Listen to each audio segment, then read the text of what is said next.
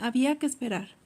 Entretanto, encarcelaron a Guadalupe Cielo y don Ulises lo salvó del complicado proceso, llevándolo a Tajimaroa y, con el tiempo, haciéndolo su presidente municipal. En el mostrador bebía Avelino con el resto de los pistoleros, oficiales de policía y regidores, cuyo sueldo pagaba el ayuntamiento. Viejos o jóvenes, a todos unificaba el prestigio del cacicazgo, un terror y unos hechos desmesurados, cuyo recuerdo no dejaba de marchitar las continuas vejaciones de los pistoleros y la presencia omnipotente de las armas. Los 8 o 10 hombres del séquito, a excepción del tesorero, mostraban sus canacas repletas de balas, sus grandes pistolas, que les abultaba el costado. El tema principal de las conversaciones era el de las armas, y como si esta exhibición de poderío bélico no bastara a mantener la paz ficticia de Tajimaroa, la camioneta estacionada frente a la puerta de la cantina exhibía sobre los asientos una ametralladora y 2 rifles telescópicos, de manera que estas excursiones a las tabernas o al ayuntamiento más parecían safaris que visitas administrativas o pacíficas partidas de dominó. 21. Terminado el juego, los hombres se apresuraron a beber el resto de sus vasos, disponiéndose a marchar. Don Ulises los detuvo haciendo un ademán, al mismo tiempo que le preguntaba al alcalde: «Bueno, Guadalupe, ¿y qué piensas hacer con esos 2 presos?» «Usted dirá, don Ulises. Es un problema difícil», añadió pensativo el cacique. «¿De qué se trata? ¿Una nueva historia complicada?», preguntó el tesorero. «No, es una historia de risa loca». «Cuente usted, don Ulises». Avelino y sus pistoleros se acercaron a la mesa, y el cantinero dejó de lavar las copas. No se oía otro ruido que el paso de los automóviles por la carretera. «Es la historia de 2 hacheros de la compañía maderera», principió don Ulises. «El sábado cobraron el sueldo y se fueron a un bautizo». «¿Era boda o bautizo?» «Era bautizo», confirmó Guadalupe. Después del bautizo siguieron toda la noche la juerga por su cuenta, y solo recuerdan que a las 10 de la mañana del domingo despertaron en una especie de corral, medio muertos y sin un centavo. Uno de ellos dijo: «¿Debo estar soñando o el hambre me hace ver visiones? ¿No hay aquí un borrego?» «Sí», respondió el otro. «Es el borrego más gordo que he visto en mi vida. ¿Y si fuera el diablo? Es demasiado grande para ser un borrego». «Deberíamos hablarle, pero si se trata del diablo, es seguro que no entenderá el castellano. Me han dicho que los diablos solo entienden el latín y el inglés». «En nombre de Dios», habló el primer borracho dirigiéndose al animal, «en nombre de Dios te ordeno que me digas si eres un borrego o eres el diablo». El animal, asustado con la presencia de los intrusos, lanzó un penetrante balido. «Bala», razonó el segundo borracho convencido. «Luego no es el diablo, sino un borrego que está diciendo: comedme». «Dios es bueno con nosotros, hermanito. No preguntes más. La barbacoa nos ha caído del cielo». Los 2 borrachos, como Dios les dio a entender, se llevaron al animal a su casa y organizaron una fiesta que duró el resto del domingo y todo el lunes. El martes se aclararon las cosas. Ciertamente el borrego no era el diablo, sino un borrego de 20,000 pesos, un Ramboilet con el pedigrí más satisfactorio del mundo. En una palabra, el semental que el general había regalado al pueblo y que el ayuntamiento guardaba en ese corral construido ex profeso con la esperanza de mejorar nuestros ganados. Todos lloraban de risa. El tesorero se limpiaba las lágrimas con su paliacate y exclamaba: «¿Una barbacoa de 20,000 pesos? Ni las bodas de Camacho, don Ulises, ni las bodas de Camacho». «Bien», dijo don Ulises consultando su reloj, «ya nos hemos reído bastante. Me marcho». Había concluido la jornada. Avelino salió a la calle para despertar al chofer adormilado en el interior de la camioneta. Los hombres, de pie, formaban un círculo alrededor del cacique. «¿Tiene algo que ordenar?», preguntó el secretario perpetuo. «Nada. Mañana hablaremos en el ayuntamiento sobre esos 2 presos». El cacique, acompañado de Adalberto, subió a la camioneta y se dirigió a Santiaguito, un rancho de su propiedad situado a 4 kilómetros de Tajimaroa. 22. Santiaguito, donde don Ulises tenía a su joven amante y a sus 2 pequeños hijos, era de hecho un lugar prohibido. Allí pasaba las noches custodiado por Adalberto o algún otro pistolero de toda su confianza, pero fuera de ellos nadie tenía acceso a la finca.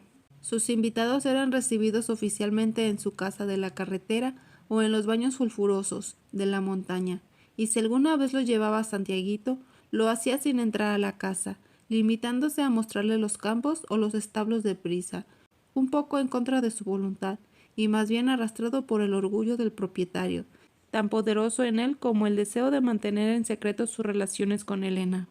Este amor por las cosas terrenales no es acaso, monseñor, el rasgo característico de un estilo de feudalismo americano, es decir, el rasgo propio de los que lograron encumbrarse en la política y enriquecerse a su sombra después de haber sufrido incontables privaciones. Don Ulises mostraba quizás mayor apego a los bienes de este mundo que los antiguos hacendados, ya familiarizados desde su nacimiento con extensas y ricas propiedades. Entornaba los ojos de una manera especial cuando trataba de abarcar una de sus parcelas sembradas de trigo. Su mano inconscientemente adquiría una sensualidad codiciosa al acariciar una pera o una manzana, y cuando paseaba por el campo con alguno de sus invitados de la ciudad, no era difícil que, llevado de su entusiasmo, se apiara del caballo y tomara un puñado de tierra, exclamara: «Todo esto lo hice palmo a palmo, terrón a terrón, como se hacen las cosas grandes». Miraba el polvo deslizarse entre sus dedos y su voz ronca, entrecortada, descubrió una emoción que no le era habitual. «Yo fui toda mi vida un leñador, solo tenía ojos para los bosques de pinos y no me importaban las tierras baldías llenas de troncones que iban quedando a mis espaldas. Un día, al cruzar estas tierras yermas, pensé que había llegado el tiempo de cambiar el hacha por el arado y comencé a comprarlos. Los viejos del pueblo se reían maliciosamente. «Ulises Roca», decían, llevándose el dedo a la sien, «ha perdido la cabeza. Esas tierras empinadas, llenas de pedruscos y de troncones, no sirven para nada. Con tractores y yuntas de bueyes limpié las tierras, construí terrazas para evitar los deslaves y las sembré. Primero fue el maíz y el frijol, porque la gente necesitaba comer lo esencial. Luego, contra la opinión de los entendidos, sembré trigo y al último planté frutales». «No es tierra de frutales», sentenciaban los agricultores, y en efecto no lo eran. Todos mis arbolitos parecían haber enloquecido. Los ciruelos floreaban en julio, los perales en agosto, las higueras se cargaban de higos que nunca maduraban. Los manzanos, aquellos manzanos californianos adquiridos a precio de oro, daban frutos del tamaño de una cereza, y todo eso sin contar las plagas, los hongos y los insectos que les caían encima, devorándoles hasta la última hoja. Soy terco, señor, terco como una mula, y me pasé años enteros regándolos con polvos y sustancias químicas, podándolos, gastándome una fortuna en fertilizantes y en injertos, y ahora vea usted mis manzanas, pruebe mis ciruelas y mis higos, que son tan dulces como los de Normandía o los del Esmirna, según afirman los que saben de estas cosas. Pero todo eso, maíz, trigo, frutales, son cosas del pasado. El tiempo reclama siempre lo suyo, y otro día advertí con sorpresa que la Ciudad de México se había dado un estirón formidable. ¿Qué podía darle a esa ciudad de 5 millones de habitantes? O mejor dicho, ¿qué podían darles mis tierras situadas a 150 kilómetros por una buena carretera? Decidí averiguarlo yo mismo y me pasé 2 semanas recorriendo las calles, las plazas, los jardines, metiendo las narices en las casas y en las tiendas, husmeando por todos los rincones. Una curiosa tendencia a considerar a los seres humanos como animales, y que la edad ha convertido en una manía que me hizo descubrir muchas cosas interesantes. No se trata de hallarles semejanzas con sapos o caballos o pájaros, sino de observarlos como son en realidad, esto es, como animales que, a pesar de su civilización, de sus libros, de su religión, de sus inventos, no logran ocultar ni disimular su verdadera condición de animales. Los miraba andar por las calles, entrar a los edificios, a las tiendas, a los mercados, y aquella actividad me recordaba la actividad de los hormigueros.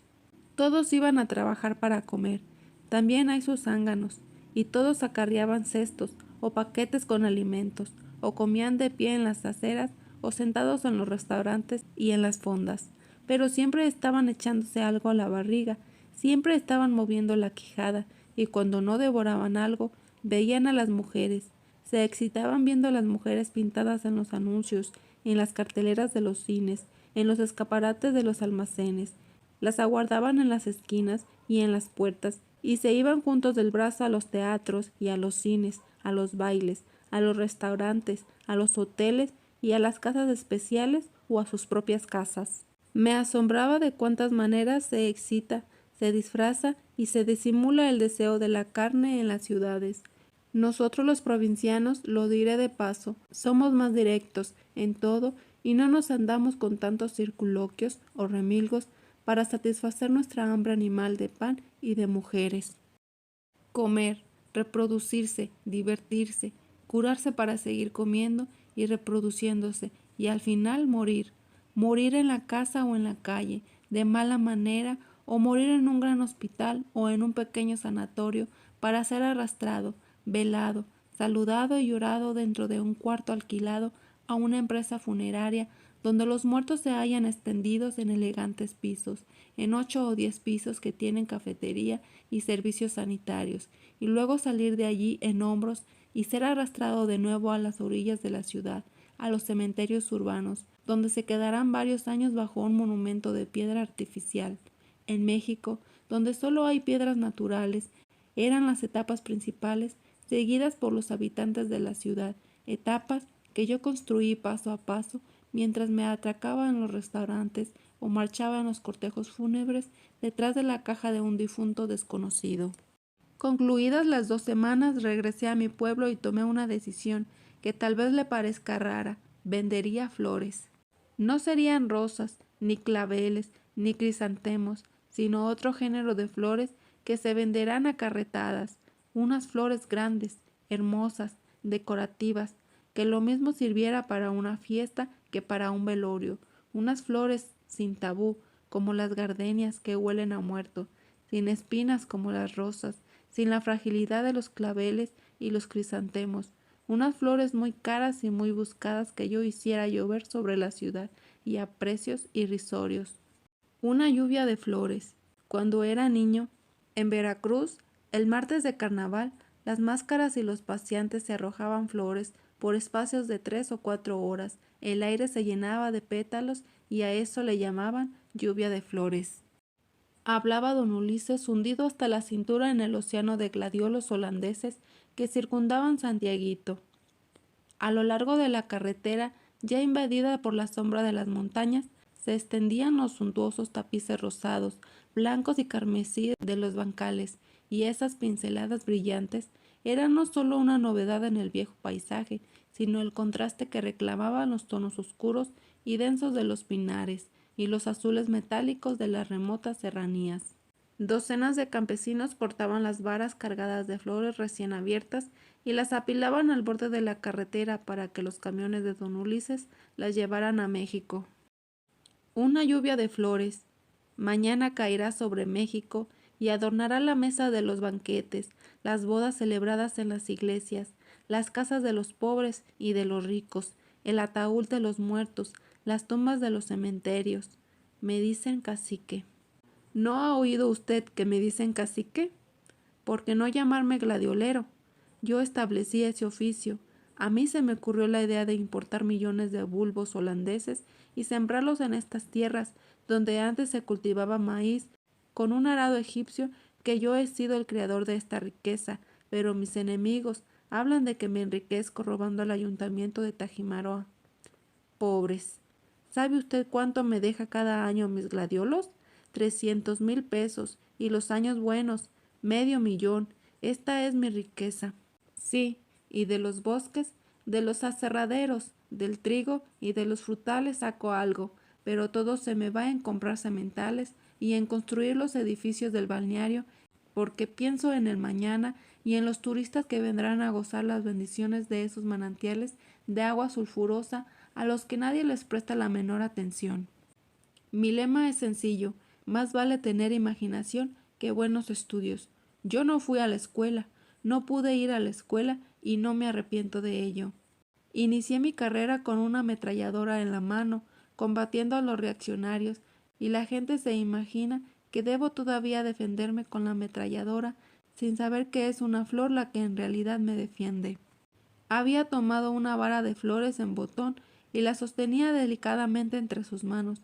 Sobre los gladiolos revoloteaban un enjambre de mariposas y la gruesa figura del cacique, con su cinturón cargado de balas, su pistola y sus ojos grises ávidos y penetrantes, se destacaban penosamente como la de un forajido que tratara de engañar a sus víctimas disfrazándose con los símbolos de los castos y de los bienaventurados. Aquella vara cándida no podía disimular la brutalidad silenciosa y elocuente de la pistola, ni aquellos bancales donde volaban las mariposas, la verdad que se ocultaba bajo su manto florido. Algunas tierras, en efecto, las había comprado al principio de su cacicazgo, empleando la fuerza, el cohecho o su persuasión de las armas, y las tierras de Santiaguito, vecinas a la carretera y sembradas de gladiolos, como no podía comprarlas, ya que eran tierras ejidales, se las alquilaba a los indios por una miseria. Nadie podía decir cuántas tierras poseía don Ulises, ni de qué maniobras se valía para hacerse de ellas, pues todo lo que se sabía de este hombre contradictorio se sabía indirectamente, debido a ciertas indiscreciones o a ciertos hechos extraños, dudosos o escandalosamente melodramáticos. De tarde en tarde corrían rumores sobre los propietarios de tierras que se negaban a venderlas y eran apaleados. No era raro tampoco que un indio borracho se defendiera amargamente a su condición de peón mal pagado, mientras don Ulises se enriquecía con el cultivo de sus tierras, y en ocasiones el pueblo llegaba a enterarse de un atropello, solo porque la víctima desaparecía o porque los pistoleros del cacique, en el diario desfile, por un exceso de orgullo profesional, tenían a bien acentuar su arrogante insolencia. No puntualizo hecho, registro más bien rumores, sucesos turbios y un poco consistentes que dan una idea del clima del terror en que vivíamos. Había tanta distancia entre el fingido revolucionario civilizador padre, de familia anfitrión generoso protector de los indios, y el raspalujurioso tiranuelo explotador, como la distancia metafísica que existía entre su ametralladora y la vara de flores blancas sostenida piadosa, delicadamente como un cetro de patriarcal gobierno de Egogla sempiterna. 23. Doña Paula no había perdido su categoría de esposa legítima. Ella era el alma de la causa oficial, de la respetable, y sobre ella caía la responsabilidad de una administración complicada. La gran casa de la carretera albergaba a su único hijo varón, al joven Ulises, ya casado, a los nietos y a su hija divorciada llamada María, y con frecuencia a una multitud de parientes pobres que buscaban la sombra y la protección del cacique.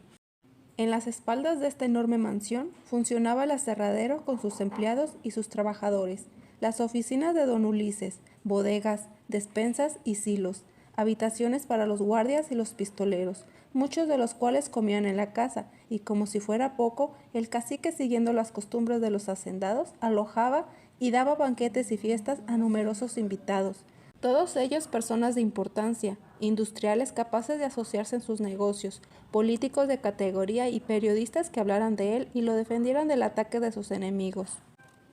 Yo podía, con solo leer los periódicos, formarme una idea de la marcha de sus asuntos, de sus necesidades y de sus proyectos, porque don Ulises, si bien era cierto que le gustaba ser rumboso y amigo de conversar y de ofrecer recepciones, nunca perdía de vista las ventajas prácticas que podía obtener de una hostilidad bien dirigida. Organizaba los detalles de sus fiestas con minuciosidad rayana en la pedantería y en general. A los menores actos de su vida les otorgaba una importancia y un significado propios, en que podía advertirse sin esfuerzo el sello de su inconfundible personalidad.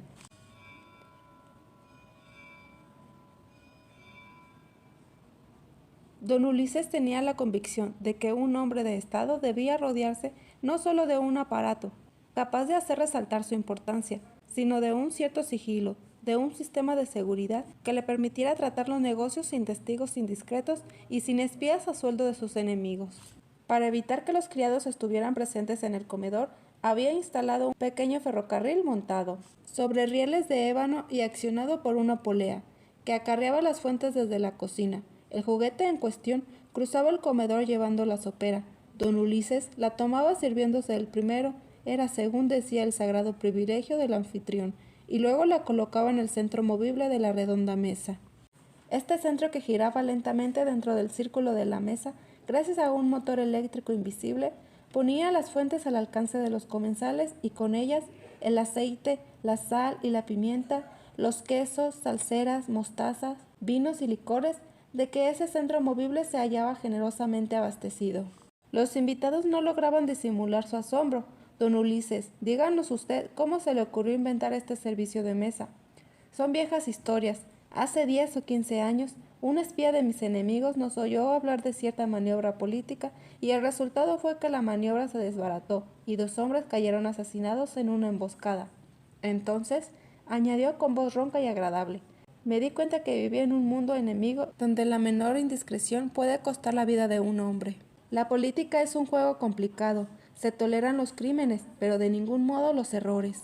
Cuando se pensaba que don Ulises, en vena de hablar, revelaría el modus operandi de la política, exclamaba llenando la copa de su invitado, tome, tome usted más vino, es lo único extranjero de mi mesa. Las flores, el lechón, los pavos, las verduras, los quesos, las frutas, son obras de nuestras manos. El centro de la mesa giraba despacio e incesantemente, supliendo a los criados, y en las puertas, inmóviles como estatuas, los pistoleros montaban la guardia armados de pequeñas ametralladoras. Don Ulises, en aquel escenario montado para asombrar a los huéspedes, con su despliegue y su magnificencia feudal, se sentía feliz, y a medida que desfilaban los platos y corría el vino, su facundia se hacía inagotable. Sabía conversar de cosas que le interesaran a sus invitados y a sus hombres de confianza, y poseía un repertorio de anécdotas y cuentos formados en casi medio siglo, de aventuras y de experiencia nada comunes, de manera que recurría a él como a un tesoro fabuloso, con la certidumbre de que el brillo de esas joyas, antiguas o modernas, evocadoras de violencia o de trabajos ecológicos, habrían de deslumbrar a sus huéspedes sedentarios o aún a sus camaradas de pasadas correrías. ¿Le han impresionado los indios?, le decía a un periodista inclinando la cabeza como a un toro que se dispone a embestir. No me extraña nada. De lejos, estas cabañas dispersas en las faldas de la montaña causan un efecto muy favorable. Un escritor europeo recorrió conmigo los parajes indios que nosotros visitamos en la mañana y detuvo su caballo. Es un poco Suiza, comentó.